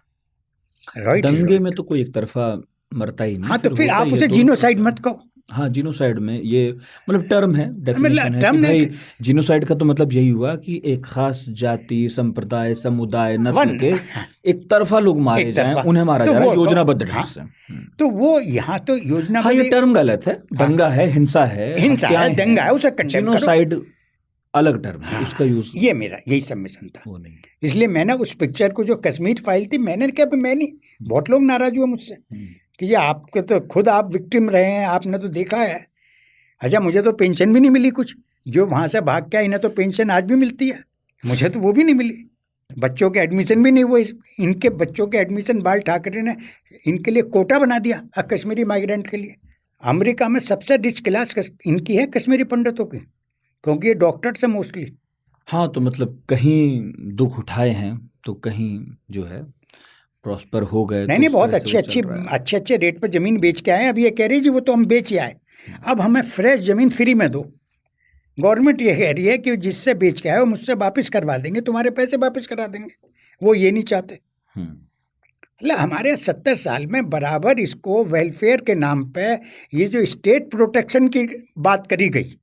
आप वेलफेयर स्टेट बनिए, वेलफेयर करिए, लेकिन वेलफेयर के नाम पे ये तो नहीं, बिजली भी फ्री, पानी भी फ्री, तो फिर आएगा कहाँ से? हाँ, ये तो अब एक और बहस चली रही है। हाँ। जो उस पर हम अक्सर बात करते रहते हैं। अब लोक कल्याणकारी राज्य की भी एक अवधारणा संविधान में है, तो कुछ लोगों का ये कहना है कि सरकार अगर कुछ मुफ्त में देती भी है तो मुफ्त में नहीं देती, बल्कि हमारे आपके पैसों से देती है और उसे देना चाहिए। से देती है। हाँ, और उसे तो शायद उस पैसे को अगर इंफ्रास्ट्रक्चर में लगाया जाए, या उन्हें मिलना चाहिए। आज गांव सभा सबसे ज्यादा करप्ट बॉडी हो गई है। गांव प्रधान का इलेक्शन लाखों रुपए में होता है, इसलिए कि वो लाखों रुपए खाता है। आप गांव को छोड़ दीजिए भाई, अपना टैक्स अपना इकट्ठा करो, अपना खर्च करो, तुम वेलफेयर करो या गांव में बांटो या जो भी करो, स्टेट को सबको मजा ही आ रहा है। चलिए, ये तो लंबी हालांकि- चौड़ी बात है, लेकिन जब आप यहाँ हैं तो आपसे 2-3 सवाल पत्रकारों के लिए पूछ लूँ। जी तो जैसे एक सवाल तो मेरे मन में ये था, मैंने सोचा था आपसे पूछूंगा कि अब जो लोग पत्रकार बनना चाहते हैं, आप तो अखबार के पत्रकार थे और अब तो पत्रकार का मतलब बहुत कुछ हो गया है ना, डिजिटल वाला भी है, अखबार तो चल ही रहे हैं और पॉडकास्ट भी अब पत्रकारिता में ही गिने जाने लगे क्योंकि न्यूज़ भी आती है। तो किसी पत्रकार की तैयारी क्या होनी चाहिए, क्योंकि कोर्स तो अभी भी नहीं बना, तो उसकी तैयारी क्या होनी चाहिए कि अगर देखिए, वो पत्रकार मैंने इसमें बनना एक जगह लिखा है कि जैसे मुझे ऑफिस से अगर ये कहा जाता था कि आपको जाना है, है? तो मैं पहले अपने यहाँ लाइब्रेरी होती थी, आजकल तो गूगल है, हर चीज़ मिल जाती है, और लाइब्रेरी में से मैं कटिंग ले जाता था, टाइम कम होता था, जो पढ़ता वहाँ बैठ के, ताकि मैं इसकी बैकग्राउंड समझूं। फिर मैं जो लोग होते थे उनसे कांटेक्ट करता था, सेल फोन तो थी नहीं, लैंडलाइन पे मैं आ रहा हूँ, या उनसे जाके पूछता था जो लोकल लोग थे। और उसके बाद में मैं ये भी कोशिश करता था कि ये आइटम मेरे ऑफिस में किस टाइम लैंड करे। जैसे मुझे एक बार स्टाफ मीटिंग में एक ने बतलाया कि तुम तो कह रहे थे कि चंदन मित्रा तुम्हारे खिलाफ है। उसने मीटिंग में एक दूसरा कॉरेस्पोंडेंट जो गया हुआ था ऑलरेडी नॉट ऑन ड्यूटी, उसका टेलीग्राम आ गया। चंदन ने कहा no, Anil is there, wait for Anil telegram. He is very conscious कि 9 बजे से पहले उसका टेलीग्राम आ जाए, क्योंकि वो जो एडिशन, डार्क एडिशन जो आता था हमारे वेस्टर्न यूपी में, हरियाणा में, राजस्थान में, मेरी कॉन्स्टिट्यूंसी तो यही थी जहाँ मैं पोस्टेड रहा था, तो मैं कोशिश करता था 9 बजे से पहले मेरी खबर लैंड कर जाए, ताकि छप छुपा जाए टाइम से अपना। हाँ, लेट तो ये सब आपको पूरी, जो मैंने कहा कि पूरी प्लानिंग करके आप हवा में तीर ना मारें, अपने कांटेक्ट बना के रखें, वाइड स्टडी आपकी होनी चाहिए, सब्जेक्ट को दोनों तरफ से देखने की कोशिश करनी चाहिए। हालांकि बड़ा मुश्किल काम है, क्योंकि हम कितना ही अपने को ऑब्जेक्टिव कहें, हमारी subjectivity and objectivity erodes on each other. इसके अलावा दूसरी बात ये कि सब्जेक्टिविटी उसकी जो डेस्क पे है। अगर बाबरी कांड के बाद में, मैं वहाँ भी 15 दिन रहा अयोध्या, बाबरी कांड के बाद में अयोध्या ये आगरा जेल में बनते अडवाणी और मुरली मनोहर जोशी, अखबार ने मुझसे कहा सड़क बिल्कुल साफ पड़ी थी, रॉइड्स थे। मैं गया, मिलने गया, लोकल एमपी ने करी, अडवाणी जी ने मिलने से मना कर दिया। बोले हिंदुस्तान टाइम्स ने तो लिखा है नेशनल शेम, HK दुआ ने साइंड आर्टिकल, मैं नहीं बात करने का। मुरली मनोहर जोशी तैयार होकर, वो मैंने नहीं करी, कि मेरा असाइनमेंट सिर्फ उनके लिए था। तो मेरा उसमें सबमिशन ये कि मैंने उनसे एक बात कही, टाइम मैगजीन की आई अनीता प्रताप, फ़ौरन अडवाणी जी ने बात करने लगे। मैंने अडवाणी जी के PA से कहा, मैंने देखो ये गलत है, इनका पिरामिड उल्टा होना चाहिए, इन्हें सबसे पहले बात करनी चाहिए अमर उजाला और जागरण से, हिंदी वालों से, फिर हिंदुस्तान टाइम्स, और फिर तीसरे पे ये इन्होंने उल्टा कर दिया। पहले अनीता इंटरनेशनल प्रताप के यहाँ से तो करो। एक पैरा छपेगा इनका, इन्हें क्या फ़ायदा होगा। ये अपनी कॉन्स्टिट्यूएंसी तो समझे कि इनकी कॉन्स्टिट्यूएंसी, इनका मैसेज कहाँ जा रहा है। इन्हें ये था कि इंटरनेशनल मेरा नाम होना चाहिए। तो ये सब इनका अखबार फिर वाले सबको को, समझ में आ गया। अब तो अच्छा फिर मैनेज किया पार्टी ने। नहीं कुछ नहीं मैनेज ये सब करा, ये समझ तो में आ गया। इनकी आज भी नहीं समझ में आया, ये कुछ नहीं कर रहे। ये तो बिल्कुल मूर्खों की पार्टी है। ये तो सिर्फ वो कोई आदमी अमेरिका में बैठा हुआ वहाँ ऐसा है कि जैसे ये, अब इन्होंने झंडे का काम करा। हम बचपन में थे, छोटे बच्चे थे, सरकंडे आते थे, उनमें कागज के टुकड़े बना के, रंग लगा के, सरकंडे लपेट के प्रभात फेरी होती थी, शहर का राउंड लगाते थे, भूखे प्यासे सब। अगस्त के महीने में बारिश भी हो जाती थी कई बार। इन्होंने, कांग्रेसियों ने बीच में सब काम बंद कर दिए। इन्होंने हिंदुस्तान में चमत्कार को नमस्कार होता है, ये इस बात को जानते हैं। इन्होंने थाली बजवा दी, एक बार आपके झंडे बजवा दिए सब जगह, हर आदमी कार पर झंडा लगा हुआ है, हर आदमी ये करे। ये सब इस तरह के ड्रामे, ताकि पब्लिक का एक मनोबल, हिंदुस्तान की पब्लिक को इन सब बातों में बहुत मजा आता है। रामलीला हुई या ये हुए, ये इस बात को कोई ना कोई इनका थिंक टैंक ऐसा बैठा हुआ है बाहर के कंट्री में, जो इन्हें बतलाता रहता है कि कुछ ऐसे ड्रामे, ऐसे काम करते रहो। और जैसे पत्रकार के लिए मैं पूछ रहा था, जैसे इंटरव्यू लिए जाते हैं कि आपने बहुत लिए, तैयारी क्या होनी चाहिए? ओरियाना फेलेची की एक किताब है, इंटरव्यू विद हिस्ट्री। दुनिया के मशहूर आदमियों से उसने इंटरव्यू लिया, और जिससे इंटरव्यू लिया उसने कान पकड़ लिए कि अब मुझे किसी को इंटरव्यू नहीं देना। HY शारदा प्रसाद ने इंदिरा गांधी से मना करा कि आप इस औरत को इंटरव्यू ना दें। इंदिरा गांधी ने कहा इसमें क्या है, और उसको इंटरव्यू देने के बाद इंदिरा गांधी ने कहा शारदा तुम बिल्कुल सही थे, जिस तरह से वो सवाल पूछती थी। भुट्टो को उसने इंटरव्यू करा। भुट्टो के बाद में अमेरिका में जो यूएस पाकिस्तान का कॉरेस्पॉन्डेंट वो था, एम्बेसडर, वो ढूंढता फिरा उसे कि भाई ये मत छापो तुम। भुट्टो साहब ने कह तो दिया। वो ऐसी खोमैनी जो औरतों से मिलता नहीं था, उसने खोमैनी के सामने, वो बुरके में गई और उसने अंदर बुरका उठा दिया। बोले खोमैनी मैं कैसी लगती हूँ। खोमैनी भाग गई वहाँ से। अल्लाह, उसके कंट्री के अंदर जाके उसकी किताब जो है interviews with history, it's a wonderful book. और दुनिया का उसने गद्दाफी से लेकर कोई ऐसा आदमी नहीं था जिसका इंटरव्यू नहीं करो। तो इंटरव्यू के लिए आपको वो स्किल वहाँ सीखनी चाहिए, हैं? वो स्किल सीखनी चाहिए उस किताब से। हाँ, मतलब उस किताब से पढ़ के, इन किताबों को पढ़ के आपको पता लगता है ना कि भाई क्या क्या होना चाहिए। हमारे तो जर्नलिस्ट जो किताब लिखते हैं वो अपने अपनी तारीफ करते रहते हैं। ये नहीं बतलाते प्रैक्टिकल प्रॉब्लम क्या होती है, आपने प्रैक्टिकल कैसे सॉल्व करी। सही। आपकी किताब मैंने जब मैं पढ़ रहा था तो 2-3 किस्से उन अहम घटनाओं से जुड़े हैं जो हमने भी अपने होशो हवास में देखे, जिनमें एक आपने अर्जुन सिंह और मनमोहन सिंह के बारे में भी लिखा। वो जो उसका एस्ट्रोलॉजर का, हाँ, कि प्रधानमंत्री मनमोहन सिंह बन रहे थे और अर्जुन सिंह बनना चाहते थे। तो वो क्या किस्सा है? वो मैंने कहीं पढ़ा नहीं पहले। नहीं, वो तो देखिए, वो मैंने बाद में पूछा भी वहाँ। हाँ। वो जयपुर में एक प्रोफेसर हैं, हम्म। प्राइवेट कॉलेज के अंदर, एस्ट्रोलॉजर हैं, अच्छे एस्ट्रोलॉजर। उनके पास अर्जुन सिंह गए कि भाई जब ये बनने रही तो मेरा नाम क्यों नहीं रखती। वो प्रोफेसर संजीव श्रीवास्तव जो बीबीसी में थे, उनके साथ का पड़ा हुआ था। संजीव जयपुर के रहने वाले थे, मेरी दोस्ती जयपुर में हुई थी इनसे।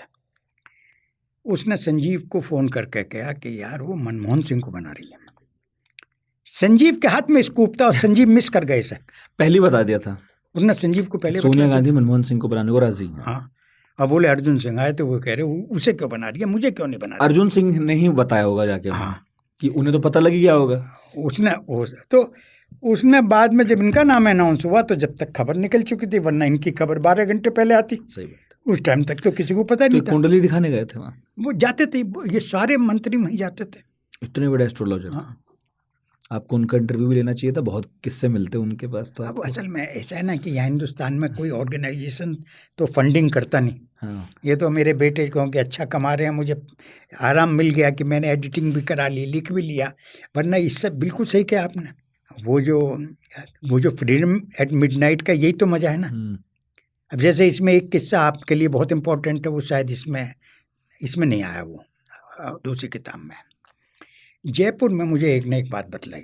जब पार्टीशन हुआ तो इंस्ट्रूमेंट ऑफ एक्सेशन पे साइन करने के लिए ये जो महाराजा जोधपुर हैं हनुमंत सिंह, ये अपनी कार से कराची गए थे। इनका रास्ता जैसलमेर होते हुए कराची डायरेक्ट था। और जिन्ना ने इनसे कहा भाई मैं सबको ऑटोनॉमी दे दूंगा तुम्हें, और ये मानिया है कि हम नहीं जाते हिंदुस्तान के साथ। लेकिन ये भूल गए इंस्ट्रूमेंट ऑफ एक्सेशन में ऑटोनॉमी की जगह ही नहीं थी, इधर इंडिया और पाकिस्तान बस। ये जवाहरलाल नेहरू ने माउंट बेटन पे जादू करके ये काम करा लिया। हालांकि अंग्रेज गवर्नमेंट यही चाहती थी कि बल्कनाइजेशन हो जाए इसका हिंदुस्तान। बिल्कुल बिल्कुल। उन्होंने आके महाराजा बीकानेर से कही कि गुरु हो गया काम, तुम भी अपने स्टेट अलग, इंडिपेंडेंस हम भी। वो जब गए थे मिलने तो एक मुसलमान ड्राइवर को ले गए थे अपने साथ। ये तो मुसलमान है, जिन्ना की कम्युनिटी का है, इसलिए चलता ये रहेगा वफादार। लेकिन महाराणा उदयपुर जो है उनको फालिश पड़ा हुआ था, वो आधे हिस्से पे वो एजिटेट हो गए, बोले हम तो सोच भी नहीं सकते कि हम हिंदुस्तान से ऐसा धोखा करें।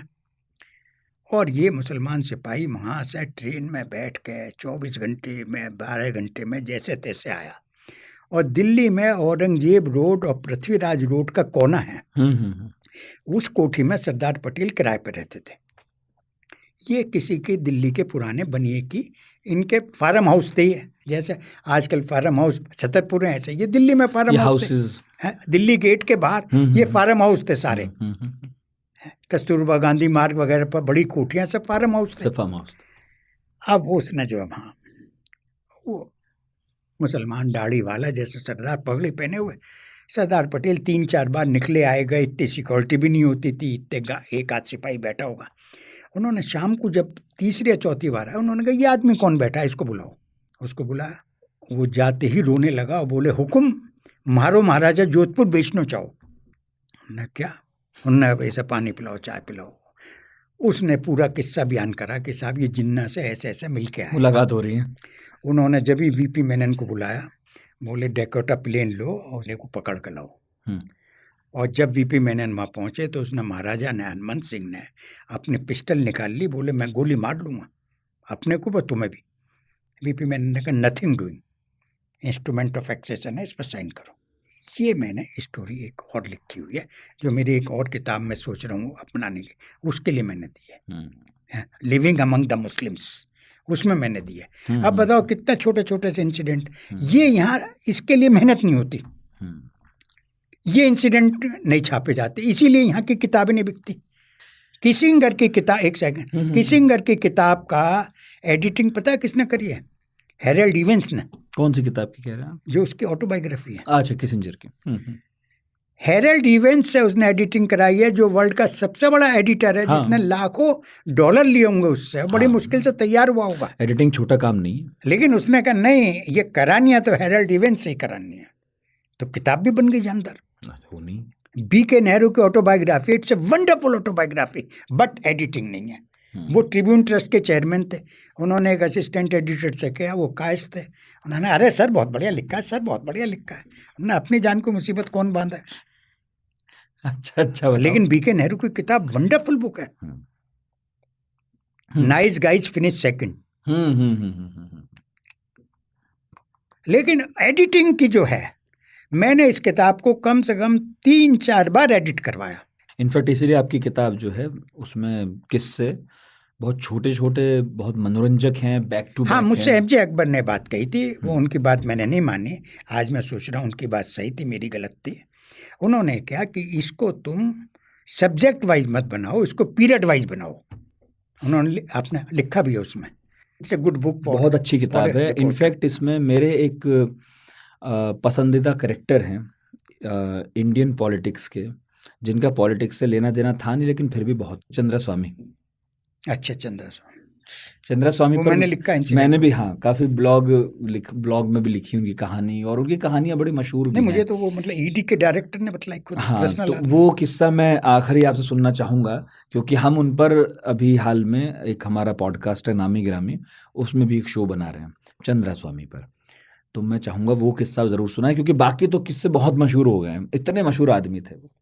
देखिए, चंद्रा स्वामी जो थे, जब चंद्रशेखर जी की शॉर्ट टर्म गवर्नमेंट बनी, मेरे चंद्रशेखर जी से पारिवारिक संबंध थे, लेकिन मैं उनसे मिला नहीं कभी, सिवाय जब मैं बच्चा था, 10 साल का जब मिला, या मैं जब 25 साल का स्टूडेंट, 22-23 साल का स्टूडेंट था, एक्टिविस्ट था, जब मिला, मेरे घर आए हुए थे, जब घर पे मिला दोनों बार। यहाँ मैं उनसे कभी नहीं मिलने नहीं गया। यारों के यार थे, दोस्त थे। उनके टाइम में ED में एक यूपी कैडर के IAS थे, T. जॉर्ज जोसेफ, केरल के, टॉल मैन, क्रिश्चियन। उन्होंने मुझे बतलाया कि वो केरल में क्रिश्चियन में भी होता है, बोले जैसे हम ब्राह्मणों से कन्वर्टेड हैं, तो हमारे यहाँ मेरी जुनमी होगी जो ब्राह्मणों से कन्वर्टेड हाँ, वही जाति तो, हाँ, धर्म बदल कर भी नहीं जा रही है। उन्होंने मुझसे कहा नहीं, बड़ा अनफॉर्चुनेट। हैंड राइटिंग उनकी बहुत बढ़िया थी, हिंदी बहुत अच्छी लिखते थे। मैंने कहा आप जॉर्ज? बोले यार हम लोग जॉब हंटर्स हैं, हमारे केरला में तो जॉब है नहीं, और हम अगर लैंग्वेज भी नहीं सीखेंगे तो जॉब कौन देगा हमें। तो वो IAS थे, और बड़े दबंग IAS थे, किसी से नहीं वो डरते थे। वो यहाँ ED थे, मैं डायरेक्टर थे, और जो उनके सेक्रेटरी थे, पंडित जी, नाम लिखा है, मैं अब दिमाग से भूल रहा हूँ, क्योंकि मैंने ही जॉर्ज से उनका नाम पूछा था। जॉर्ज फ़ोन भी बहुत कम उठाते हैं आजकल, बॉम्बे उनकी वाइफ के डेथ के बाद बेटे के पास रहते हैं, तो बड़े दुखी हैं। तो उन्होंने मुझे बतला, बोले मैंने कहा कि ये टेलीफोन इंटरसेप्ट कर लिया हमें, चंद्र स्वामी आ रहा है India, Chandrashekhar ji prime minister है। तो बोले और तो सेक्रेटरी की हिम्मत नहीं थी, हमारे सेक्रेटरी दबंग थे, उदयपुर की एक अच्छी फैमिली के थे, इसमें नाम लिखा हुआ है मैंने उसमें। बोले, मैंने उनसे कहे, बोले चलो, बोले हम दोनों PM के पास गए, और PM से हमने कहा साहब ये हमारी इन्फॉर्मेशन है, तो उसने कहा अरेस्ट हिम, और बोले उसके बाद PM हमें छोड़ने नंगे पाँव दोनों को बाहर तक आए। उनका मैंने लौटते वक्त, जॉर्ज हंसते खूब थे, जैसे दलाई लामा की स्माइल है ऐसे उनकी स्माइल थी। जॉर्ज ने हंसते उनसे कहा सर चंद्र स्वामी आएगा नहीं। बोले कैसे पता तुम्हें? बोले देखो PM कितने परेशान हो गए, बोले हम तो इंटरसेप्ट कर ही रहते, फौरन वहाँ से मैसेज में इनका मैसेज गया तो उसने अपना प्रोग्राम कैंसिल कर दिया और he didn't come to India. इन्होंने ही भेज दिया भाई साहब ने। इन्होंने मैसेज वहाँ से इनके हाथ में न किया कि भाई यहाँ ये लोग पकड़ेंगे, हम पकड़ेंगे भाई और हमने भी कह दिया पकड़ लो, अब आप देख लेना। हम बचा नहीं पाएंगे। तो इसीलिए फिर वो हाथ आए ही नहीं। ये जो आर्म्स का जो काम है ये बहुत बड़ा काम है, ऑयल का बहुत बड़ा काम है। आज तक मुझे ऑयल में समझ में नहीं आया, ऑयल बीट भी मैंने करी, कि जो क्रूड ऑयल खरीदा जाता है उसमें 1% कमीशन मिलता है इंटरनेशनल मंडी में, वो कमीशन कहाँ जाता है। एक बार एक आदमी मेरे पास आया, पंजाब यूनिवर्सिटी में पढ़ता था मेरे साथ, बोले 1 हफ्ते का ऑयल हमसे खरीद लें, हम वही कमीशन जो इन्हें मिल रहा वही देंगे, हमारे थ्रू ले लें। तो मैंने कहा आधा गवर्नमेंट को देते। बोले वो हम नहीं दे सकते। बोले 1 हफ्ते का खरीद लें, 100 करोड़ तुम्हारे। ये बात अब से 20 साल पहले कही थी उसने मुझसे। मैंने बाद में एक और से भी पूछी, महाराजा कपूरथला की फैमिली के एक साहब थे जो इंदिरा गांधी के बहुत क्लोज थे। मैंने उनसे कहा ये पैसा जाता कहाँ है। एक तो मेरी समझ में ऑयल का नहीं आया, कभी स्टेट क्राफ्ट का नहीं आया। Any successful agent has to be double agent. कौन कश्मीर में किसका एजेंट है, गवर्नमेंट का है, प्राइवेट है, किसका है, किसके भी आप पर काम कर रहा है। 2 बात, एक तो वो समझे, दूसरी है। तीसरी बात ये जो है कि ये इसमें समझ में नहीं आ रहा कि सरकार का कौन आदमी क्या काम कर रहा है। तीसरा आर्म्स का। तो ये 3 चीज़ें मेरी अपने जर्नलिज्म की हिस्ट्री में, इन 3 को मैं नहीं समझ पाया। बाकी तो मैंने लिखा, बताइए चीफ मिनिस्टर इस बात पे नाराज़ हो गया लखनऊ में कि मैंने सरकारी मकान नहीं मांगा था। उन्होंने कंप्लेंट कर दी मेरी, मुझसे ऑफिस से गया कि आप तो बदमिजाज हैं, चीफ मिनिस्टर से मिलिए। मैं उससे मिला, अरे बोले नहीं आप तो विशिष्ट हैं। मैंने कहा साहब 150 अखबार वाले हैं। बोले नहीं आप इनसे अलग हैं। सिर्फ उसको ये था कि मुझसे मकान मांगने क्यों नहीं आया। कौन थे चीफ मिनिस्टर? वीर बहादुर सिंह। नहीं कोई भी होता चीफ मिनिस्टर, हर आदमी यही काम करता है। वो जो लोग थे पहले, चरण सिंह, सीबी गुप्ता, बहुत कम जर्नलिस्ट ऐसे हैं जो ये क्लेम कर सकते हैं कि हम चरण सिंह के क्लोज थे, क्योंकि वो दरबार नहीं लगाते थे। जैसे रामविलास शर्मा दरबार लगाता था या और बहुत सारे दरबार लगाते थे, जैसे मोदी दरबार नहीं लगाता। कोई जर्नलिस्ट ऐसा नहीं जो ये क्लेम कर ले कि मोदी मेरे क्लोज है। बहुत ज़रूरी है और क्या कमाल का पेशा है कि दूर भी रहना है, पास भी रहना है, खबर भी रखनी है, खबर भी देनी है। बहुत बढ़िया बात कह। बहुत अच्छा लगा आपसे बात करके। नहीं आई एम सॉरी, मैं पता नहीं कहाँ से कहाँ बैठ जाता हूँ, लेकिन आपकी बात निकल पाई तो अच्छी बात है। नहीं अच्छा है। और आपकी किताब जो इंस्टेंट हिस्ट्री है, ए मेमोयर, मैंने तो पढ़ी, मुझे बढ़िया लगी और बोरियत नहीं होती है। छोटे छोटे किस्से हैं, बैक टू बैक हैं। और मैं तो यही दरख्वास्त करूँगा कि ख़ासकर पत्रकारिता में आने की इच्छा रखने वाले और पत्रकारिता में जो लोग हैं वो भी ये ज़रूर पढ़ें। मैं तो अक्सर कहता हूँ, चाहे खुशवंत सिंह हो, कुलदीप नैयर हों, आप जैसे लोग हों, जो कुछ लिखें वो पढ़ना चाहिए। देखिए जो भी जहाँ से मिले, पढ़ाई करना तो बहुत ज़रूरी चीज़ है। आज बड़ा अनफॉर्चुनेटली एक एटमॉस्फेयर वो हो गया, इधर यू आर विद मी और अगेंस्ट मी। वो जो जॉर्ज बुश वाली लाइन है वो सबने अपना ली। भाई कहीं तो आप डायलॉग की गुंजाइश तो रखो ना। अगर मैं गलत हूँ तो मुझे बतलाओ, I am open to amendment. और ये तो हमारी जो सांस्कृतिक विरासत है उसमें है कि भाई डायलॉग की गुंजाइश रखनी चाहिए। नहीं आपने जो कही कि पढ़ने वाली बात, मैं कह रहा हूँ किसी को भी पढ़ो, कहीं से पढ़ो। मैं कह रहा हूँ आप चाहे पंचन्य पढ़ो, ऑर्गेनाइजर पढ़ो, पढ़ो तो सही, कुछ पढ़ना चाहिए। इंडिया टुडे है मैगजीन तो पढ़ना चाहिए। तो इसी उम्मीद में कि आप सब जो हमें सुन रहे थे वो पढ़ेंगे भी, और अगर कभी पढ़ना छूट जाए तो पढ़ाकू नितिन सुनते रहिए, क्योंकि 4 किताबों के बराबर ज्ञान देने का दावा है हमारा। पता नहीं कितना ठीक है कितना नहीं, लेकिन हम करते तो हैं। तो बहुत बहुत शुक्रिया अनिल जी का, और बहुत बहुत शुक्रिया आप लोगों का कि आपने हमें सुना। नहीं, आपका भी धन्यवाद, और आपका भी thank you so much sir.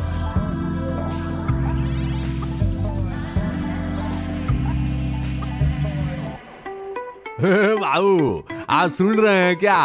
अरे बाबू, ये आज तक रेडियो को ये गोल्डन माइक 2022 में 3 अवार्ड मिला है बाबू। हाँ, ये पढ़ाकू नितिन, 3 ताल और आज का दिन, ये तीनों शो का ट्रॉफी मिला है। हाँ, इसीलिए तो कहते हैं ना बाबू, ये आज तक रेडियो सुन रहा है सारा जहां। आप भी सुनिए। हाँ हाँ हाँ हाँ हाँ हाँ